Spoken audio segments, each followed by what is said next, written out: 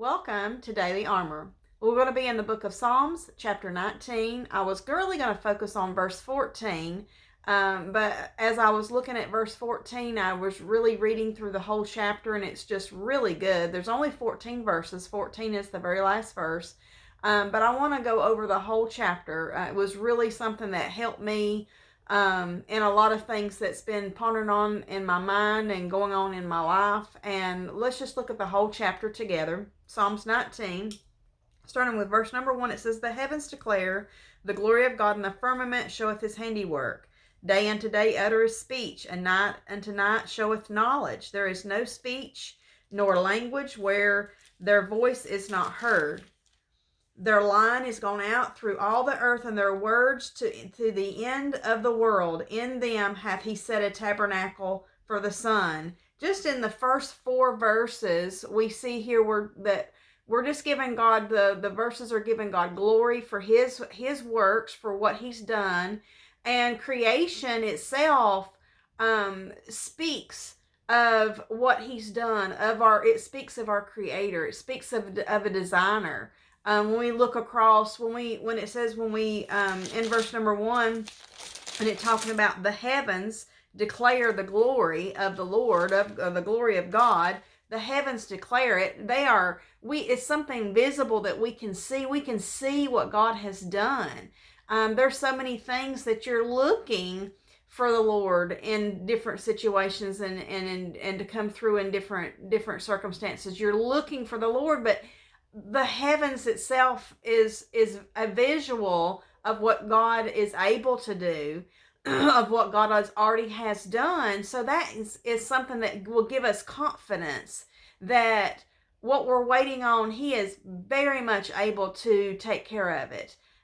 So the heavens themselves are declaring the glory of God. They are giving us that visual, but also, if you keep reading and the description of all this, from verses 1 through 4, verse number 2 says, "Day unto day uttereth speech."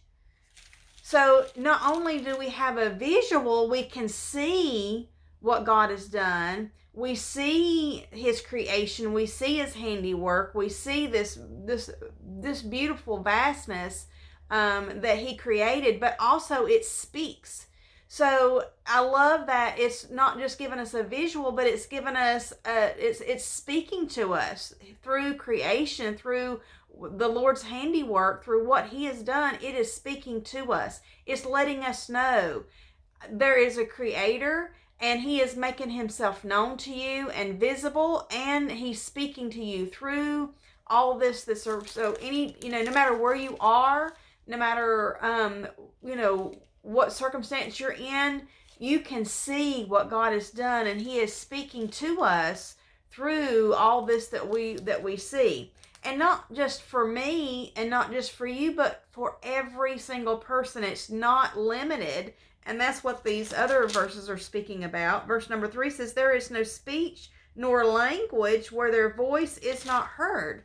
So that means it doesn't matter where we live. It doesn't matter where we are. All over this world. It could be in the back in the bush. It could be out in deep down in the Amazon. It doesn't matter. The most remote areas where nobody, you don't even think of anybody living there, but they do. There's people that live all over the world. And this day and this night, the stars, the heavens, everything that's visible, it's visible to everybody. And it's everybody gets to see it, and it's speaking to everybody, and this knows no boundaries. Verse number 4 is talking about that, no boundaries. It says, verse number 4 says, "Their line is gone out through all the earth." That is that measuring line throughout all the earth. There's no boundaries. God has no boundaries. He's put all this out here, this visible, this speaking to us for everybody. And that just should give us confidence in our creator. Should give us confidence that whatever that you and I are waiting on, that he is so capable, and we should be so excited because it's as good as done. And we should be so excited because if he's done all this beautiful that we see, when you look and you're just gazing into the heavens, when you are looking at the clouds, or maybe if you're at night and you're seeing all those beautiful constellations, all those stars, and the moon is out and the sun is up during the day, and we see all that, and that's just speaking volumes to each and every person, and that should get us excited. Then in verse number 5 and 6, I love this. This for me is a description. There's a little description in here of Jesus. And it was exciting to me to read that. Verse number 5 says, which is a bridegroom coming out of his chamber, and rejoiceth as a strong man to run a race. His going forth is from the end of the heaven, and his circuit unto the ends of it, and there is nothing hid from the heat thereof. So for me, this is speaking of Christ, who is our bridegroom, and we are the bride, and talking about coming out of his chamber, like coming for us, coming to us. And then that strong man, that's that capable man. So when I looked up strong man, I loved how the description said it was champion.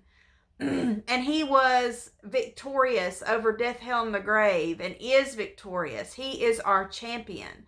It also said chief, mighty, valiant man.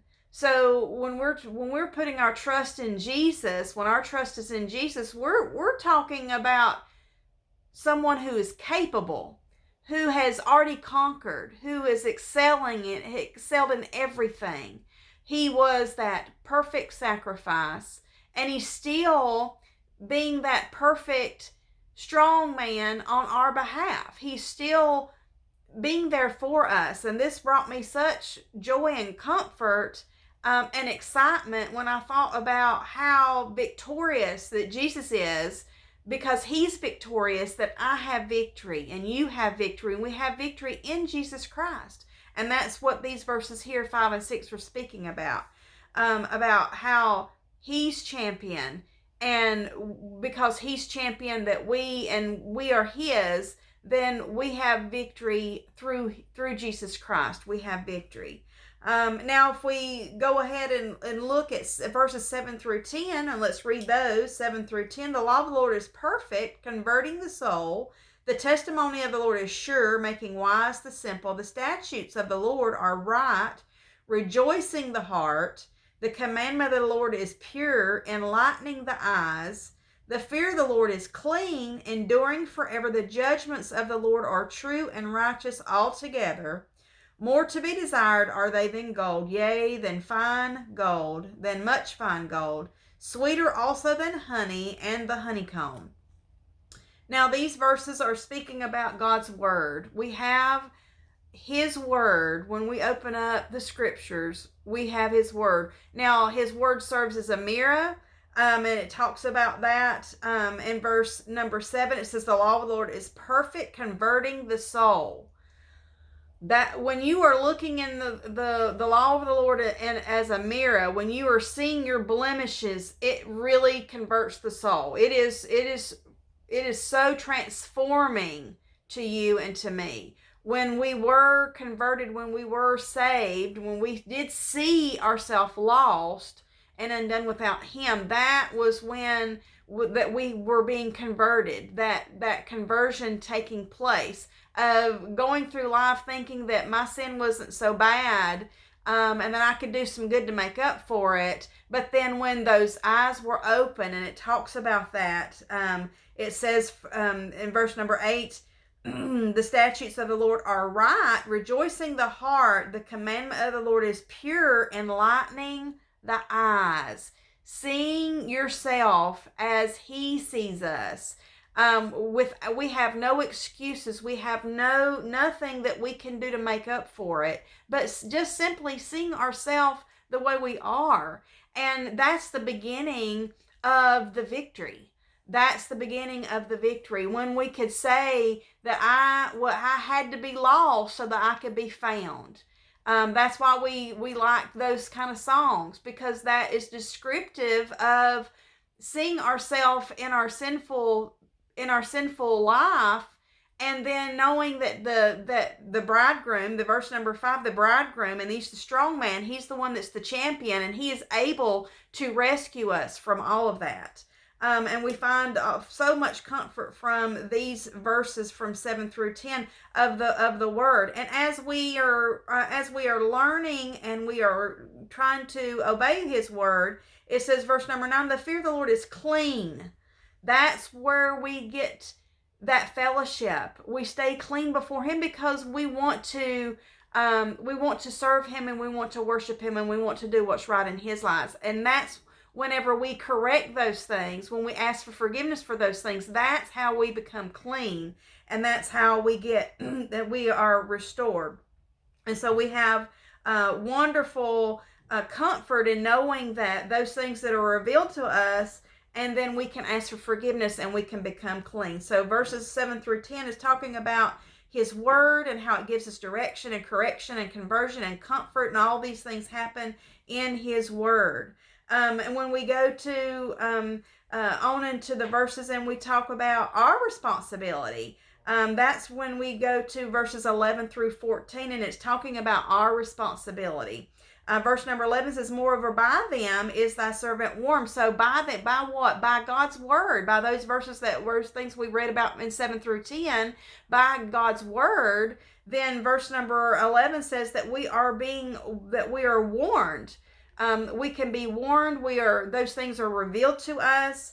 And then we can take those things, and it's not just talking about, sometimes we think about our sin as one thing, but it really encapsulates so many things. If you look at verse number 12, it says, who can understand his errors? Cleanse thou me from secret faults. Keep back, verse 13, keep back thy servant also from presumptuous sin. So that's 3 different kinds of sinful behavior that we're talking about. So the errors, that's just talking about we make mistakes. Every day you make a mistake. And those secret faults, those are those things that nobody knows about. Those maybe are the thoughts that you have. Maybe it's, an attitude that you didn't do anything with it, but it was inside. It's welling up inside of you. Maybe it's fear, or maybe it's anger.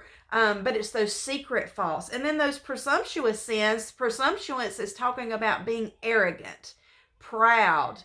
That you are, it's that presumptuous sin. Well, I know it's wrong, but I'm going to do it anyway. I can ask for forgiveness later. That's those presumptuous sins. And then all of that is revealed to us in his word, through his word. And then when you have that right attitude, then you're going to be in these last few verse number 14. And that's where I want to be close with today. It says, let the words of my mouth and the meditation of my heart be acceptable in thy sight, O Lord, my strength and my redeemer. Then when you've went through all this process, and you come through it seeing yourself the way he sees you, but then letting him do the cleaning and the converting, then your whole attitude is different, and you want the words that come out of your mouth to be acceptable in his sight, and you want the meditation, you want the things that you think about to be acceptable in his sight, because he knows what we think. He knows what you're thinking about. He knows what's on your mind. He knows the depths of your heart, even better than you do yourself.